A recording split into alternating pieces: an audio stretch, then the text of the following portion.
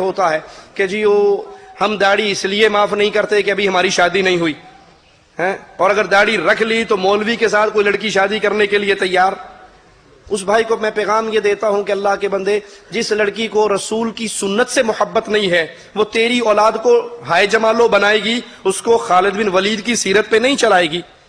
اس لیے ایسی عورت کا انتخاب کرو جو آپ کے دین کو پسند کرے۔ اور پھر داڑھی مون کی ایک ہی شادی ہوتی ہے اور داڑھی والوں کی اللہ کی رحمت ہے۔ کبھی آپ نے دیکھا جس کی داڑھی نہ ہو اور اس کی اتنی ہو؟ کبھی نظر آئی آپ کو؟ جس کی داڑھی نہ ہو اس کی اتنی ہو۔ ہم نے داڑھی والوں کو اتنی اتنی کے ساتھ بھی دیکھا ہے۔ تو یہ کنسپٹ غلط ہے کہ داڑھی آئے گی تو شادی نہیں ہوگی۔ ارے داڑھی آئے گی تو زیادہ ہوگی، نہیں کرو گے تو شاید ایک پہ ہی رہو گے۔ چکوال کے ایک گاؤں میں جو رسول اللہ صلی اللہ علیہ وسلم کی توہین کا واقعہ ہے، آپ وہاں پاؤں کا نشان لگا کر کے اس پر لوگوں کو آگاہ کریں کہ یہ جھوٹ ہے۔ چکوال کے اندر دعوت اسلامی کا ایک شخص، اس نے یہ دعویٰ کیا کہ اللہ کے رسول صلی اللہ علیہ وسلم میرے گھر میں 12 ربیع الاول کی رات آئے اور نعلین مبارک کا یہ نشان لگا ہوا ہے، اور وہ نشان اللہ کے نبی کی توہین اس لیے بنتا ہے کہ وہ 6 فٹ لمبا یا 5 فٹ لمبا نشان ہے، اور نعوذ باللہ میرے نبی صلی اللہ علیہ وسلم کا قدم مبارک 6 فٹ لمبا نہیں تھا۔ کہ مدت ہوئی ہے میرے لب پہ مولا نہ کوئی صدا ہے، فقط مجھ نکمے کی یہی دعا ہے۔ میرے لب پہ مولا نہ کوئی صدا ہے، فقط مجھ نکمے کہ یہی دعا ہے، یہی دعا ہے۔ میری سانس نکلے در مصطفیٰ پہ، میری سانس نکلے در مصطفیٰ پہ، غم دل نبی کو سناتے سناتے میرے آقا آؤ کہ مدت ہوئی ہے۔ رحمت برس رہی ہے محمد کے شہر میں، رحمت برس رہی ہے محمد کے شہر میں،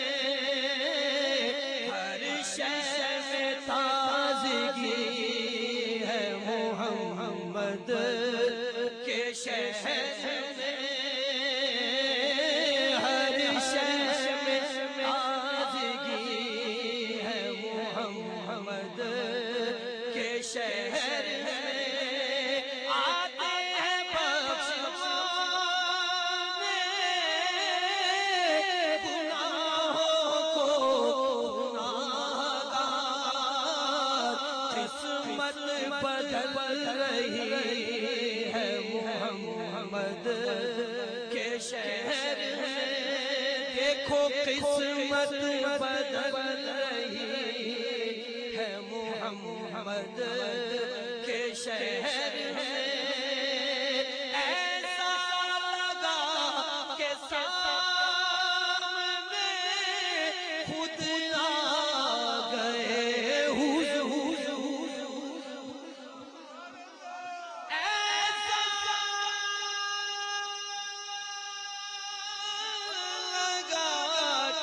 وہ اس ظالم نے کچھ عرصہ پہلے دیگ پکائی تھی حلوے کی، حلوے والی دیگ کا کڑاہا رکھا ہوا تھا، اور رات 12 ربیع الاول کی بارش ہوئی، وہ زمین تھوڑی سی پریس ہوئی بھی تھی، ایک نشان بن گیا۔ اس نے مشہور کر دیا کہ یہ نبی کا قدم لگا ہوا ہے، اور اس پہ شیشے کا اس نے بکس بھی لا کے رکھ دیا، اور پورے پاکستان سے لوگ بسیں بھر بھر کے وہاں پر جا رہے ہیں۔ وہ کمائی کا ایک دھندا ہے جو بڑا اچھا چل رہا ہے۔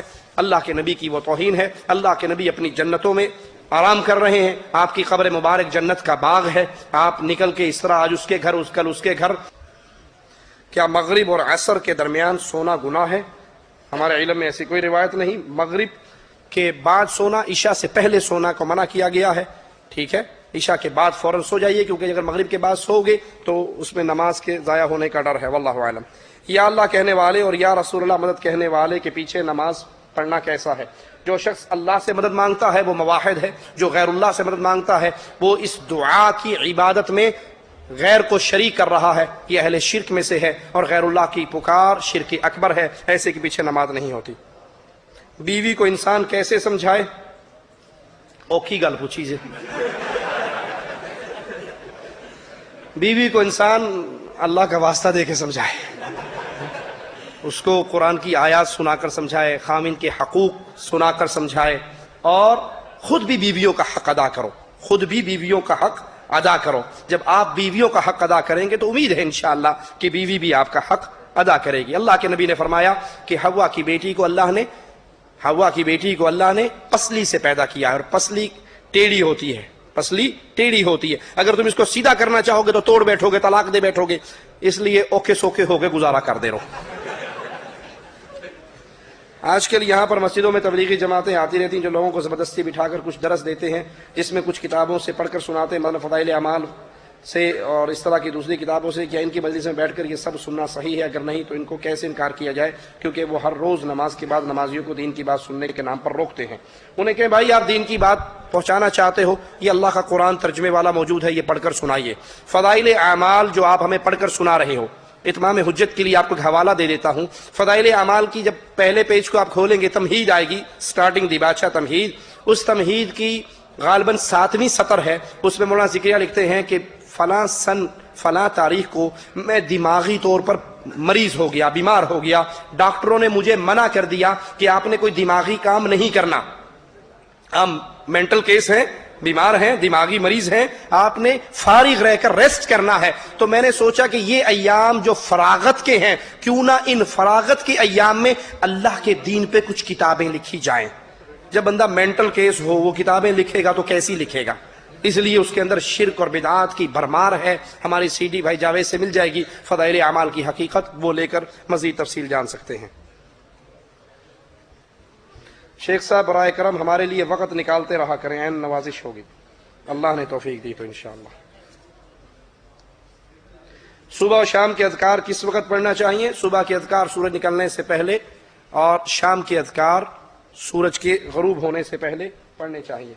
بدعت کا پتہ کیسے چلتا ہے؟ بدعت کا پتہ تب چلے گا جب اللہ کے دین کا علم آپ حاصل کریں گے، اگر نہیں ہے تو اس مسئلے کو اللہ کے رسول صلی اللہ علیہ وسلم کا دین جاننے والے اہل علم سے سوال کرو، فاسألوا اہل ذکر، جس کے پاس قرآن و حدیث کی دعوت ہے اس سے پوچھئے، وہ آپ کو بتائے گا کہ یہ عمل نبی نے کیا یا نہیں۔ سنت نماز گھر میں افضل ہے یا مسجد میں؟ سنت نمازیں گھر میں افضل ہیں۔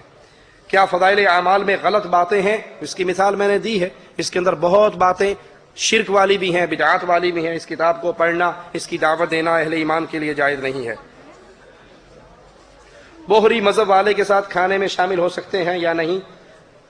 دیکھیے، کسی بھی باطل فرقے والے شخص کے ساتھ، اہل شرک کے ساتھ اس کے کھانے میں شامل ہونا اس لیے کہ میں اس کو دین کی دعوت پہنچاؤں گا تو اس میں کوئی حرج نہیں ہے، لیکن اگر دین کی دعوت مقصود نہ ہو، صرف یاری دوستی نبھانی ہو، تو ان کے ساتھ کھانا پینا، ان کے ساتھ جو کھل کر کفر اکبر یا شرک اکبر کر کے ملت سے نکل چکے ہیں، ان کے ساتھ شریک ہونا درست نہیں ہے۔ اس کے علاوہ اگر ان کا خاص کوئی مذہبی پروگرام ہے، اس کے اندر تو قطعاً نہ اس کا کھانا کھایا جا سکتا ہے، نہ اس میں شرکت کی جا سکتی ہے۔ سوال ہے کہ چاروں مذہب میں سے کسی ایک پر رہنا لازم ہے؟ نہ قرآن میں ہمیں حکم ہے، نہ حدیث میں ہمیں حکم ہے کہ تم 4 اماموں سے کسی ایک امام کو ضرور پکڑ لینا، یہ لوگوں نے بعد میں بنائے ہیں۔ اللہ کے رسول صلی اللہ علیہ وسلم پر جو شریعت نازل ہوئی اس کا حکم کیا ہے؟ سورۃ اعراف آیت نمبر 3، مالک فرماتا ہے اتبعوا ما انزل الیکم من ربکم، اتباع کرو جو اللہ نے تم پہ نازل کیا، ولا تتبعوا من دونہ اولیاء، اس کو چھوڑ کر اولیاء کے، دوستوں کے، پیروں فقیروں کے پیچھے نہ چلو۔ معصوم عن الخطا، نہ 4 امام ہیں نہ 4 خلفاء راشدین ہیں، معصوم عن الخطا صرف محمد الرسول اللہ صلی اللہ علیہ وسلم ہے۔ اگر 4 اماموں کے نام پہ مذہب بنانا درست ہے تو ان سے کہیں افضل 4 خلفاء ہیں، ابو بکر، عمر، عثمان، علی، ان کے نام پہ مذہب کیوں نہیں بناتے؟ مذہب اسلام امام الانبیاء پہ نازل ہوا، اس کو مانیے،